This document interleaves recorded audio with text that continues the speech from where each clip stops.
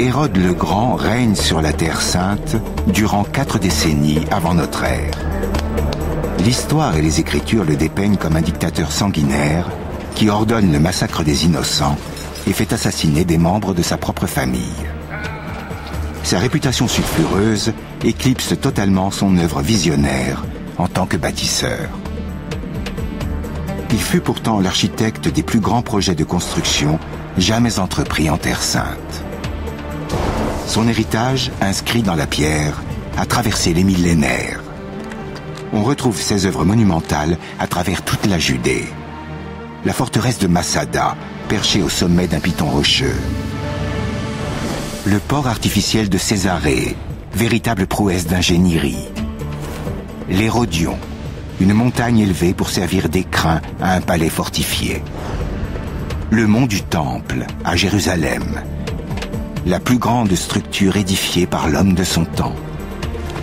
Nos enquêteurs vont tenter de percer le secret de ces édifices révolutionnaires. Comment diable a-t-il fait? Avec eux, prenons la mesure de l'audace et des innovations techniques que représentent ces chefs-d'œuvre monumentaux. Et découvrons les splendeurs du monde d'Hérode le Grand.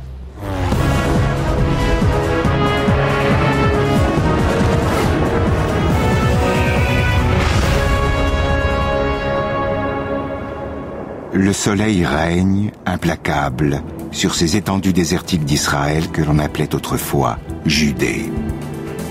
Il y a 2000 ans, en 37 avant notre ère, un nouveau roi monte sur le trône de Jérusalem, Hérode. Il décide de bâtir une forteresse surplombant les rives de la mer Morte, à Masada.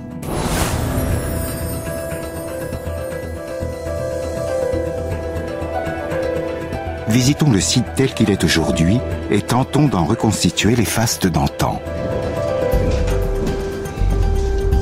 Howie Soltes est archéologue. Il est rattaché à l'université de Georgetown aux États-Unis. C'est un spécialiste de l'histoire de la Terre Sainte. Il est à Masada pour se faire une idée du monde d'Hérode en étudiant les vestiges de la forteresse. Ce petit passage donne sur le caldarium, la pièce des bains chauds. Qu'y a-t-il sous le sol? Mark Talesnik est ingénieur en géotechnique et professeur à l'université d'Haïfa en Israël. Il veut comprendre comment des hommes ont pu édifier un tel édifice sur un site aussi peu accessible, même avec les moyens actuels.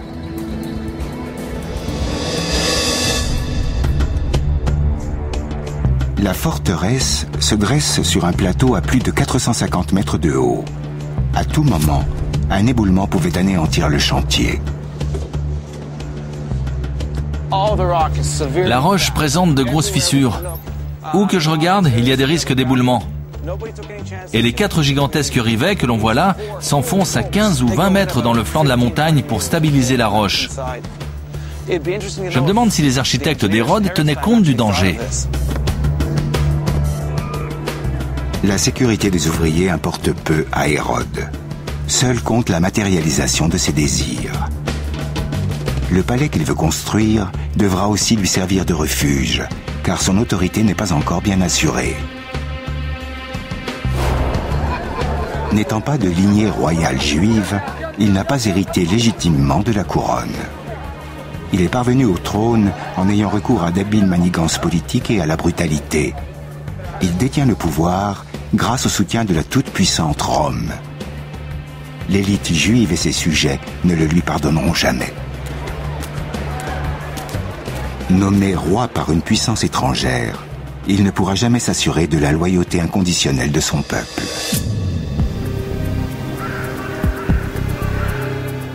Masada revêt donc une importance cruciale à ses yeux. Il pourra y battre en retraite en cas de révolte. Les terres d'alentour ne sont que désolation. Ici, il n'y a ni eau, ni ombre, ni nourriture. Mais le site possède une richesse bien plus importante aux yeux d'Hérode, la pierre. L'historien Albert Baumgarten va servir de guide à Mark Talesnik. Voici la carrière. C'est immense. C'est avec cette roche que les ingénieurs d'Hérode vont ceindre le plateau d'une muraille de 1400 mètres de long. Cette enceinte est constituée de 2 murs parallèles, reliés à intervalles réguliers par des petits murs de liaison formant des casemates. Ces cavités ont 2 fonctions, comme va nous l'expliquer Albert Baumgarten. Nous sommes dans la casemate, avec de part et d'autre le mur extérieur et le mur intérieur. Ces pièces pouvaient servir d'habitation ou d'entrepôt. On les remplissait également de gravats à certains points stratégiques de la muraille pour la renforcer. Je vois. Les casemates sont suffisamment grandes pour que des troupes puissent y stationner en permanence. Pour les édifier, les ouvriers ont dû risquer leur vie. À première vue, il ne semble pas y avoir de fondation. Le mur se dresse à pic au-dessus du gouffre. Les pierres ne sont pas taillées en blocs réguliers. Ils faisaient avec ce qu'ils avaient sous la main et utilisaient des cailloux pour stabiliser les grosses pierres.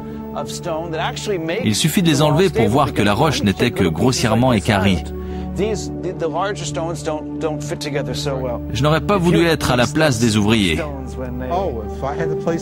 Il aurait fallu me payer très cher ou qu'Hérode me mette le couteau sous la gorge. Hérode inspire la terreur à son entourage. La nature elle-même doit se plier à ses désirs. Il ne tolère aucune limite à son pouvoir.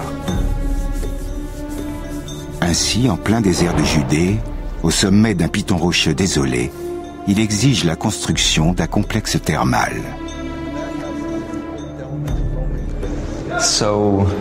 On se déshabille ici, dans le vestiaire, puis on entre dans le tépidarium, la pièce des bains tièdes pour commencer. Le tépidarium.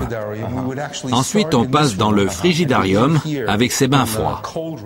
Tous les palais d'Hérode seront dotés de thermes somptueux. Ils témoignent de son statut et de son opulence. Les murs étaient couverts de fresques. Ce petit passage donne sur le caldarium, la pièce des bains chauds. Qu'y a-t-il sous le sol? Le système de chauffage des thermes. La chaleur circule sous le sol et dans les murs, ce qui permet de contrôler la température de chaque pièce.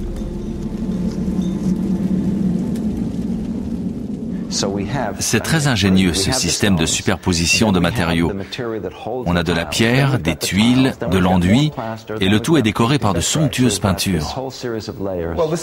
Tout a été pensé et habilement construit dans les moindres détails. Encore fallait-il alimenter ce système de chauffage. D'où venait le bois pour faire le feu? La région est désertique. Il le faisait parfois venir de très loin. La distance importait peu. L'argent n'était donc pas un problème. Le confort d'Hérode passait avant tout. La main-d'œuvre ne manque pas non plus.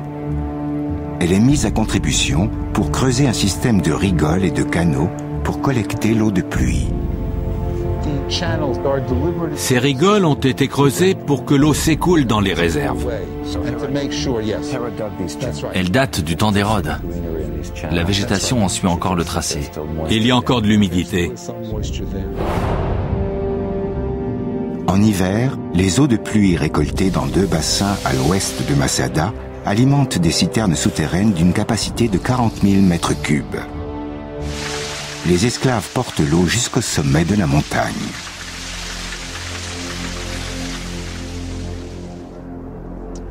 Le palais fortifié, perché comme un nid d'aigle à 450 mètres de hauteur, est un sommet d'ingénierie.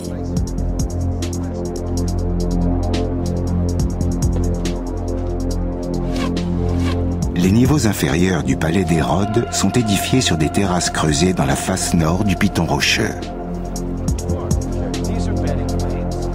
Les couches de roches tendres alternant avec les couches de roches dures, il était aisé de déterminer le niveau qui allait servir de fondation. La nature de la roche facilite le travail. Il suffit de suivre les démarcations successives pour construire les niveaux. Hérode accède à ces terrasses depuis le sommet. Cet escalier monte à flanc de falaise et donne sur un portique. Non, non, le portique était ici. Mais non, regardez par ici. Ces colonnes devaient bien soutenir quelque chose. Vous croyez? Bien sûr. Dans ce paysage désolé, le palais n'était que luxe et volupté. Il faut imaginer une série de colonnes soutenant un toit, créant un portique permettant de s'abriter des rayons brûlants du soleil. C'était un lieu de détente idéal pour profiter de la vue sous l'effet d'une légère brise. Pas mal. Oui, l'homme le plus riche du Moyen-Orient ne se refusait rien. Ça non. Masada se dresse dans le désert comme une place forte imprenable. Hérode a transformé un piton rocheux aride en véritable oasis.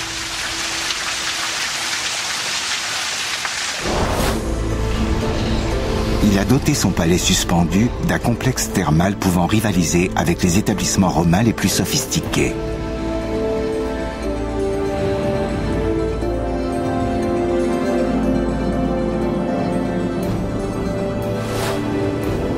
Luxe et invincibilité, tels seront les maîtres mots de toutes ces constructions à venir. Masada n'est que la première de ces réalisations. Hérode le bâtisseur va entreprendre des projets dont l'audace et la magnificence vont transformer à jamais le paysage de Judée. La Terre Sainte est sous le joug d'un despote sans merci. Le règne d'Hérode est sanglant. Il gouverne par la terreur et vit dans la hantise d'être trahi. Il n'accorde sa confiance à personne, préférant se retrancher derrière des hauts murs de briques et de pierres. En visitant les ruines de Masada, nos enquêteurs ont pu prendre la mesure des ambitions architecturales d'Hérode. Il fera ériger pas moins de 11 forteresses à travers son royaume. Découvrons maintenant l'une des plus somptueuses d'entre elles, nommée en toute simplicité Hérodion. Les travaux qui commencent dès le début de son règne s'étendront sur 3 décennies. Il n'y a à première vue qu'un volcan dans les environs. Mais les apparences sont trompeuses, comme Orisoltès va le constater en escaladant cette montagne. Marty Friedlander, un guide local, l'accompagne. Pour l'instant, aucun signe de fortification édifié par la main de l'homme. Mais en atteignant le sommet, à 750 mètres au-dessus du niveau de la mer, il découvre une vaste citadelle. C'est incroyable. Fabuleux. L'Hérodion fait 62 mètres de diamètre. Il a décidé de faire construire une forteresse circulaire au sommet d'une montagne, tout simplement. Non, il a d'abord surélevé une colline à l'entrée du désert pour en faire une montagne. Mark Talesnik, qui a beaucoup étudié les grands chantiers de terrassement, veut comprendre ce qu'Hérode a entrepris ici. Je suis venu pour découvrir comment ils ont procédé. Quelle est la part de la nature et quelle est la contribution de l'homme? J'aimerais voir si on peut trouver la délimitation entre la partie naturelle et la partie artificielle.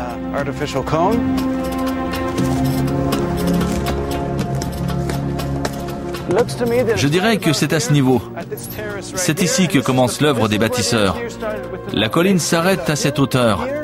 Tout le reste a été construit par l'homme. On continue? Comment ont-ils accompli un tel prodige?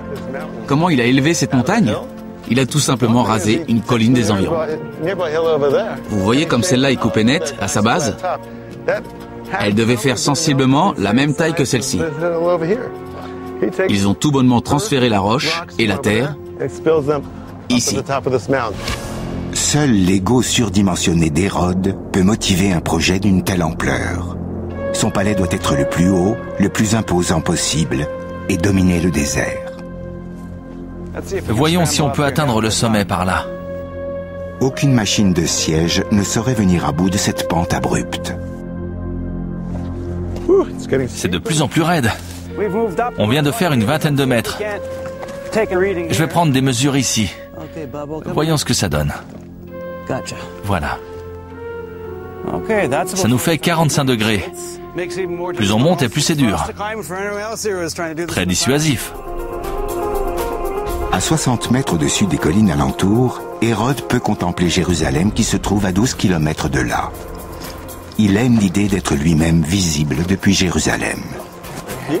La base de la forteresse recouverte de terre et de gravats donne à l'ensemble la silhouette d'un volcan. Ce procédé, allié à la forme circulaire de l'édifice, permet d'en renforcer le mur extérieur. Un mur concentrique double le premier. C'était le chemin de ronde. Les soldats montaient la garde. Entre ces deux murs, oui. 4 tours en saillie marquent les points cardinaux. La tour est, plus élevée de 3 étages, abrite les appartements privés d'Hérode. Cet élément crucial avait plusieurs fonctions. C'était un poste d'observation, bien sûr, mais qui avait l'avantage aussi d'être exposé à une légère brise. Hérode bénéficiait ainsi d'une chambre avec vue panoramique, où il pouvait échapper à la chaleur écrasante. Le seul endroit frais. Oui. Oris Soltès se ferait un passage à travers ce qui fut l'entrée personnelle d'Hérode dans le palais. La cour intérieure possédait un vaste jardin. Imaginez une entrée dégagée. Arrivé au sommet de ce majestueux escalier de 200 marches, Hérode débouchait dans une cour verdoyante et richement décorée de statues et de fresques. Le jardin était luxuriant. Ses appartements privés se trouvaient exactement ici. Des logements royaux étaient aménagés sur 2 étages dans le plus grand luxe. Comme dans toutes les résidences d'Hérode, on y trouve un complexe thermal raffiné avec frigidarium, tépidarium, sudatorium, bain turc et piscine. L'architecture de cette pièce est particulièrement remarquable. Nous sommes dans le tépidarium, les bains tièdes. Mais ce qui m'intéresse se trouve au-dessus de nos têtes. Hérode a bâti le premier dôme de toute l'architecture occidentale.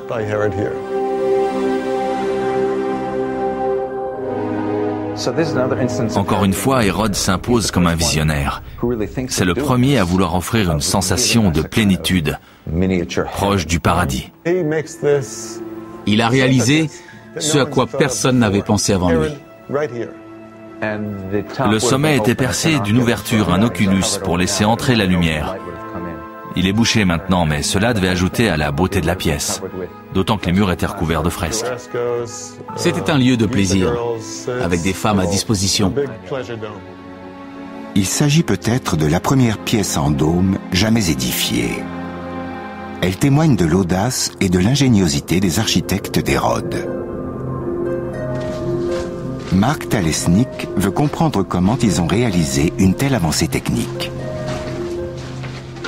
Très beau. La forme des blocs de pierre est très importante car il faut répartir les forces de compression dans 2 directions. La structure tient grâce aux forces de compression d'un bloc sur l'autre. Dans une arche, elles se répartissent sur 2 dimensions. Dans un dôme, les pierres répartissent ces forces dans toutes les directions. Ce serait intéressant de voir comment ils ont procédé. Les Romains faisaient des coffrages pour édifier leurs arches.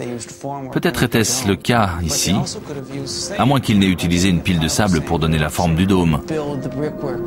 Une fois les briques en place, il suffisait alors de retirer le sable. C'est fascinant. De gigantesques citernes creusées dans la pierre alimentaient la citadelle en eau.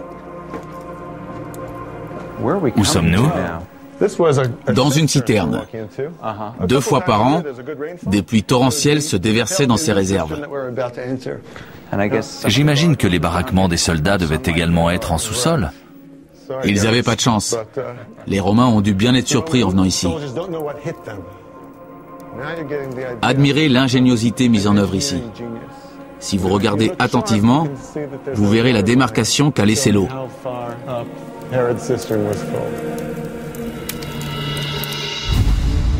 L'Hérodion est la preuve éclatante de la maîtrise d'Hérode sur le désert.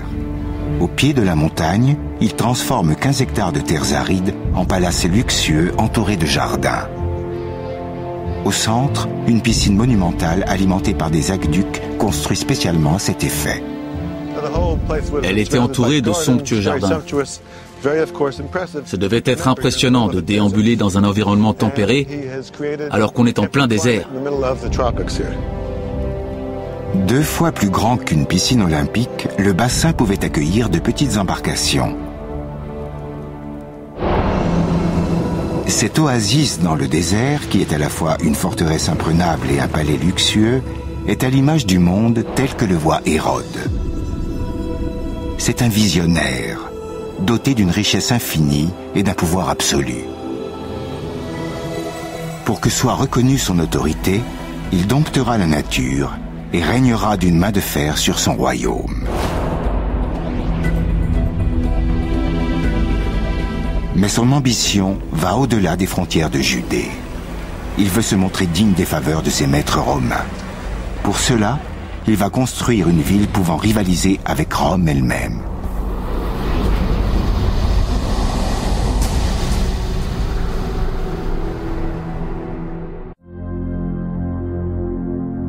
D'Hérode le Grand, l'histoire a retenu l'image d'un tyran odieux et sans pitié. Mais il est aussi l'un des plus grands bâtisseurs de l'Antiquité. Son ambition, son ego démesuré et sa paranoïa l'ont conduit à édifier une série de forteresses inexpugnables. En 28 avant notre ère, il lance un projet de construction qui éclipsera tout ce qu'il a pu réaliser jusque-là. Sur la côte méditerranéenne de Judée, il va faire surgir de terre une ville entière, dotée du premier port artificiel jamais construit. Il la baptisera Césarée. L'archéologue Joseph Porat étudie ce site depuis plus de 20 ans. Il va servir de guide à Marc. L'un des môles d'origine se trouvait par là? Oui, et il s'étendait jusque là-bas. C'était un immense port de 450 mètres de long. Pour mesurer l'étendue du port, Marc et Joseph naviguent vers le large. Nous sommes au-dessus de l'ouverture, entre les môles ou brise-lames. Incroyable. Les 2 môles convergeaient vers ce point avec une ouverture de 35 mètres pour laisser entrer les navires. Il y avait également 2 hautes tours qui se voyaient de très loin. Des phares? Exactement. Les Romains de la baie de Naples découvrent que les cendres volcaniques, dites puzzolane, se solidifient sous l'eau. Grâce à ce premier ciment sous-marin, Hérode sera en mesure de concrétiser sa vision de Césarée. Les archéologues ont mis au jour les vestiges de cadres de bois ayant servi à la construction des brise-lames. Ils fabriquaient des caissons en bois qu'ils mettaient ensuite à l'eau. Ils les remplissaient de cailloux et de ciment pour les faire couler sur place, les uns sur les autres. Exactement. Ce port en eau profonde, entièrement artificiel, est un chef-d'œuvre d'ingénierie. Cependant, nul n'avait prévu l'action de la mer contre ces digues. En l'espace de quelques années, le sable s'est accumulé le long des jetées pour former une grande étendue de terre. Les architectes d'Hérode y voient aussitôt l'opportunité d'y construire un vaste cirque. Voici les stalles de départ. Les portes s'ouvraient simultanément et les chars s'élançaient dans la course. Ce creux dans la pierre, c'est le trou de fixation de la porte? Probablement, oui. Les concurrents parcourent la même distance jusqu'au muret central.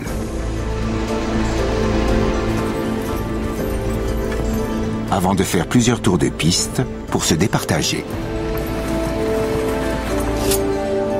Les gradins, d'une capacité initiale de 8000 spectateurs, doivent être doublés, car la ville elle-même ne cesse de s'agrandir.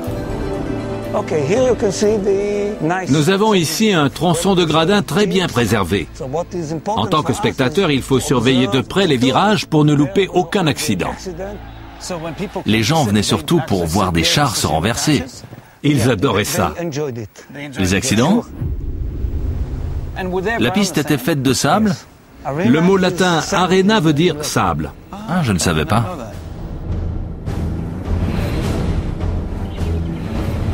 La cité d'Hérode est la plus moderne de tout le monde romain. Hérode a fait venir en Judée des architectes romains. Le théâtre et le cirque que nous venons de visiter répondent tous deux au canon de l'architecture romaine. Et comme tout théâtre romain qui se respecte, celui-ci est en demi-cercle. C'est le premier théâtre de Judée. L'acoustique est particulièrement soignée, ce qui permet aux spectateurs, même les plus éloignés, d'avoir une excellente qualité d'audition. Comment obtenait-il cette qualité acoustique? Derrière la scène se dressait un très haut mur. Et ainsi, le son se répercutait, partant de la scène vers le public. Où que l'on soit assis, on entendait parfaitement ce qui se disait sur scène. Quelle vue! On a les meilleures places. Avec le coucher de soleil en prime.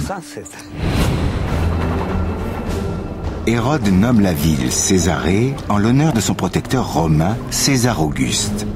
Elle deviendra d'ailleurs la résidence officielle des gouverneurs romains. En édifiant une cité romaine en terre juive, Hérode encourt la réprobation de ses sujets. Pour les rallier à son autorité, il décide de les flatter en entreprenant un autre projet de construction. L'embellissement de Jérusalem. La ville va connaître une transformation sans pareille et le résultat sera à couper le souffle.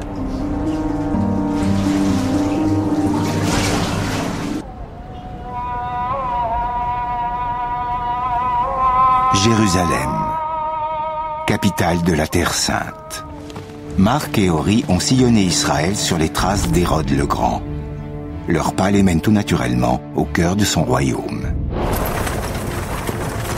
Hérode est un tyran avisé. Il sait que s'il veut la paix, il doit contenter le peuple. Il lui donne donc du pain, des divertissements et surtout de l'eau. L'hygiène occupe une place centrale dans la vie des Juifs, tant sur le plan religieux que dans leur vie quotidienne. Hérode leur offre donc de reconstruire et d'agrandir le bassin de Siloé.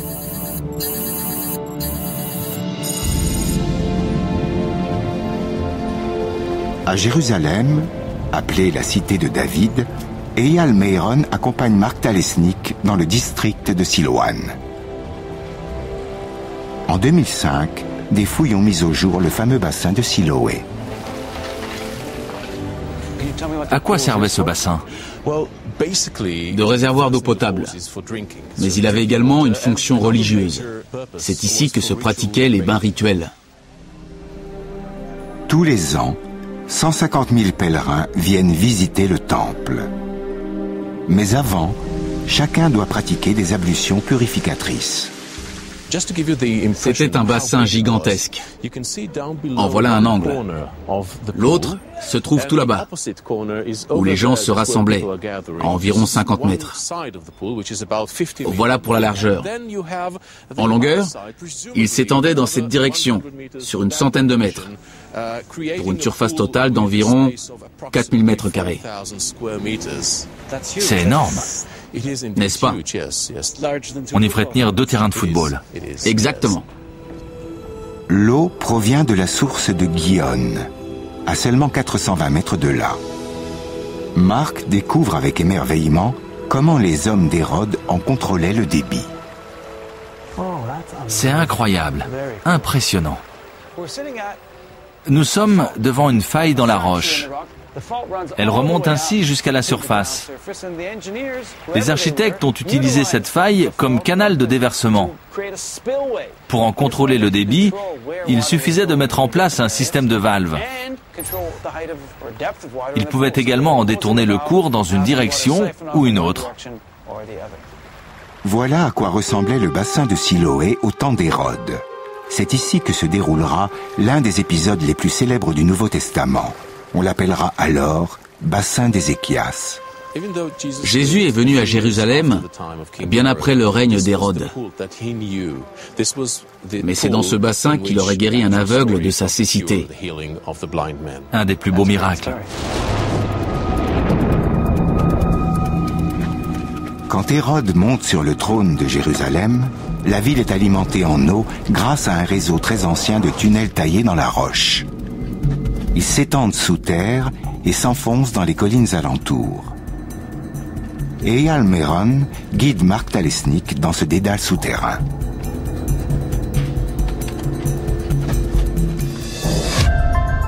Si le tracé d'un aqueduc rencontre une colline, il est parfois plus aisé de se frayer un passage dans la roche que de contourner l'obstacle. Cependant, l'excavation de tunnels n'est jamais une mince affaire. Nous arrivons dans une section où le plafond est beaucoup plus bas. On dirait du silex. Une roche très très dure. Et donc, c'est une roche beaucoup plus dure que le calcaire que l'on trouve dans la région. Cela n'a pas dû être facile de creuser là-dedans. Même avec les moyens d'aujourd'hui, les ingénieurs auraient du mal. Pour améliorer l'approvisionnement en eau de la ville, les architectes d'Hérode construisent un nouvel aqueduc entre Jérusalem et les vasques de Salomon, près de Bethléem. L'aqueduc supérieur, comme il est appelé, a aujourd'hui presque entièrement disparu.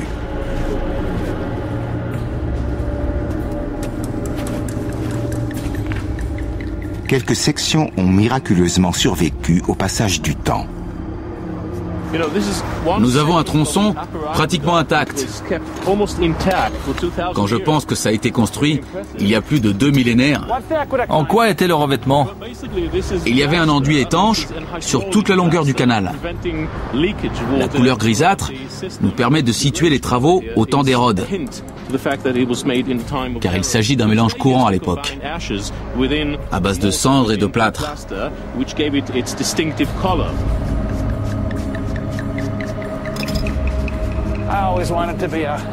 J'ai toujours rêvé d'être un homme de terrain. La pente des aqueducs romains est parfois très faible. Cette section semble parfaitement horizontale. Pour en avoir le cœur net, Mark va procéder à une petite expérimentation. Je vais essayer de voir dans quelle direction se fait l'écoulement. Ah mince, j'ai pas assez d'eau. Si, regardez, ça coule. Tout doucement dans cette direction, effectivement. Ouais, super. Un bon point pour Hérode.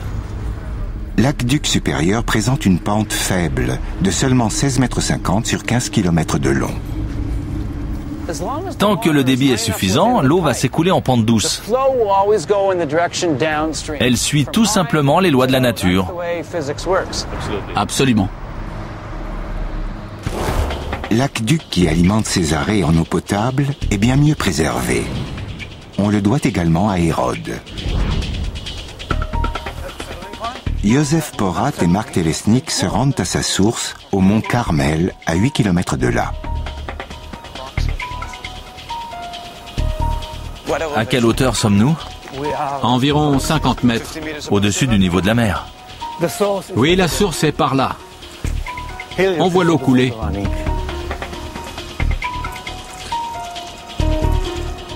L'eau s'écoule le long de canaux couverts.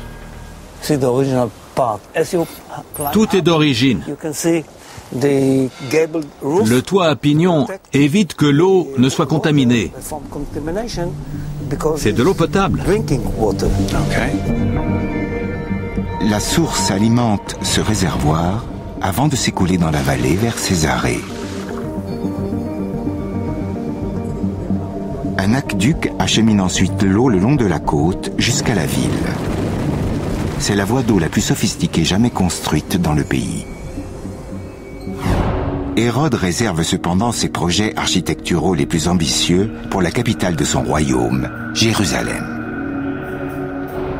Il va reconstruire le temple, le lieu sacré par excellence du peuple juif. Horus Soltès est à Jérusalem en compagnie de l'historien Ken Spiro. Le temple d'Hérode a été détruit en 70 par Titus. Il en reste cependant une partie du mur de soutènement, le mur occidental, également appelé mur des Lamentations. C'est le mur de soutènement. Et pourtant, depuis des siècles, les pèlerins juifs le vénèrent comme un élément du temple lui-même.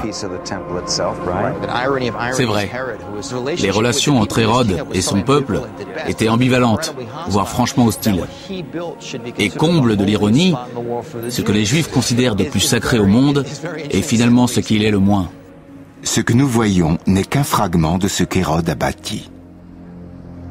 Pour se faire une idée des proportions grandioses du mont du Temple, Marc Talesnik se rend sur le mont des Oliviers, de l'autre côté de la vallée. Seul le recul permet d'apprécier le caractère démesuré des travaux d'Hérode. Quelle vue! Aujourd'hui, le dôme du rocher se dresse sur le site du temple d'Hérode. On a une magnifique vue panoramique. Le défi architectural relevé par Hérode était de bâtir une immense plateforme sur la montagne. Il a donc ceinturé toute la colline d'un gigantesque mur de soutènement qui lui a donné le cadre de son esplanade. Il ne restait plus qu'à en niveler la surface. Quelles en sont les dimensions? Un peu moins de 500 mètres sur 300. C'était la plus grande plateforme artificielle jamais édifiée sur Terre. On pouvait y faire tenir 24 terrains de football. Hérode remodèle et élargit l'esplanade du mont du Temple. Pour en assurer l'assise, il fait ériger des murs de soutènement colossaux. Marc Talesnik se rend à la base de l'angle sud-est pour essayer de comprendre comment le mur a été construit. D'ici, on voit le mur sur toute sa hauteur, soit environ 30 mètres, l'équivalent d'un immeuble de 10 étages. Les blocs font 90 cm d'épaisseur. Ils s'emboîtent les uns dans les autres selon la technique de la chaîne d'angle en besace. On place les pierres en panneresse, puis en boutisse, et ainsi de suite. Le mur n'est qu'un élément de l'ensemble. Pour niveler le sous-sol, les architectes font construire un immense réseau de caves voûtées.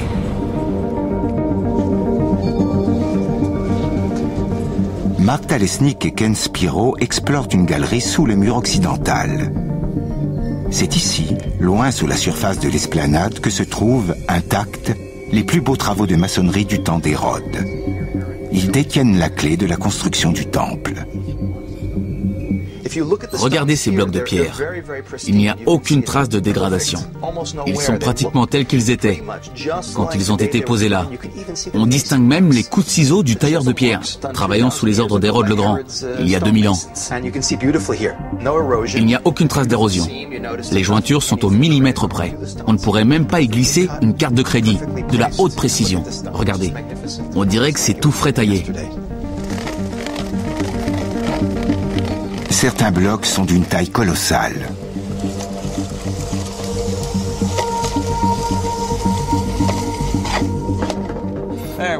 On a 13,50 mètres de long. C'est énorme. Et en hauteur, 3,40 mètres. On m'a dit que ce bloc était d'une épaisseur de 5 mètres. Je prends ma calculette. La densité du calcaire étant de 2,4 par mètre cube, cela donne un bloc de plus de 550 tonnes. C'est pas rien. Impressionnant. Hérode veut également étendre la ville. Il fait ériger un deuxième mur, ainsi qu'un palais loin des quartiers juifs, opérant ainsi une véritable ségrégation dans Jérusalem. Le mont du Temple était le point culminant de la ville. Son palais était loin d'ici, dans les quartiers à l'ouest du mont du Temple. Les constructions d'Hérode sont à son image. Elles reflètent la dualité de son héritage. Juif d'un côté, païen, romain de l'autre. Ici, cela donne le mont du Temple d'un côté et son palais de l'autre. Les fortifications ont résisté à l'assaut du temps. Nous sommes dans le quartier de la citadelle. Presque tout ce que vous voyez ici date de la période hérodienne. Les fortifications sont bien sûr renforcées. Voici la douve sèche, telle qu'Hérode l'a fait creuser. Le fossé sert à renforcer le côté défensif. Ces gros blocs datent du temps d'Hérode. Exact. Hérode règne d'une main de fer, mais la paranoïa le ronge, comme en témoigne la conception des tours qui gardent sa citadelle. Vous voyez les tours? Une par ici, une deuxième là et une troisième là-bas. Le plus intéressant, c'est que les deux plus hautes sont tournées vers l'intérieur de la ville et non vers l'extérieur. On dit que c'est parce qu'Hérode craignait plus ses sujets juifs que les Romains. Ce qui était probablement vrai. Les Juifs ont toujours représenté une menace pour lui. En entrant dans le complexe du Temple, nul ne doit douter de la puissance ou de la piété d'Hérode. Les Judéens y accèdent par les escaliers sud. Là encore, rien n'est laissé au hasard. Hérode et ses architectes avaient tout conçu jusqu'au moindre détail, comme ces marches, de largeur différente. Celle-ci fait environ 90 cm, et la suivante, une trentaine seulement, et ainsi de suite. L'ascension de ces marches exigeait de l'attention, et vous préparez mentalement à accéder au mont du Temple.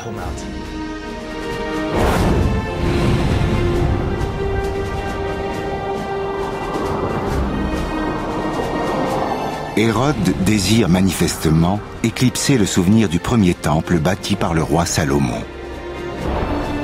Le temple d'Hérode, dont il ne reste rien aujourd'hui, s'élevait à plus de 50 mètres de haut. C'était un moyen de se rendre immortel et d'impressionner le peuple juif. Il voulait qu'en regardant le temple, les gens en aient le souffle coupé. L'ironie du sort fait qu'on l'a appelé Hérode le Grand, alors qu'il était presque unanimement détesté. Le mont du Temple est le complexe architectural le plus monumental de la Terre Sainte. Il symbolise la toute-puissance d'Hérode et glorifie la nation juive. Il est le point culminant de tous ses projets de construction. Hérode a mobilisé toutes les connaissances techniques de son temps. De Massada, il a retenu la façon de tirer profit de pentes abruptes et de tailler d'énormes blocs de pierre. D'Hérodion, il a gardé les proportions et l'idée de construire sur plusieurs niveaux. De Césarée, il a appris que rien ne lui était impossible.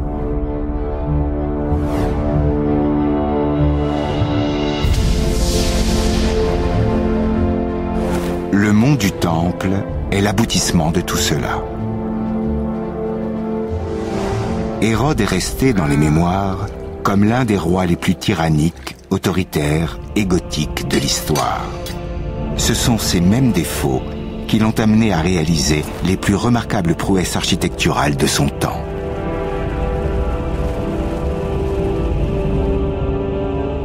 Au printemps 2007, des fouilles réalisées sur le site d'Hérodion ont mis au jour un tombeau richement décoré. Il n'y a aucune inscription mentionnant l'identité du défunt qui repose en ces lieux. Mais son faste et son emplacement tentent à faire dire aux archéologues qu'il s'agit de la sépulture d'Hérode le Grand lui-même. Les fouilles continuent, mais s'ils ont raison, ils ont découvert la tombe du plus grand roi bâtisseur de l'Antiquité.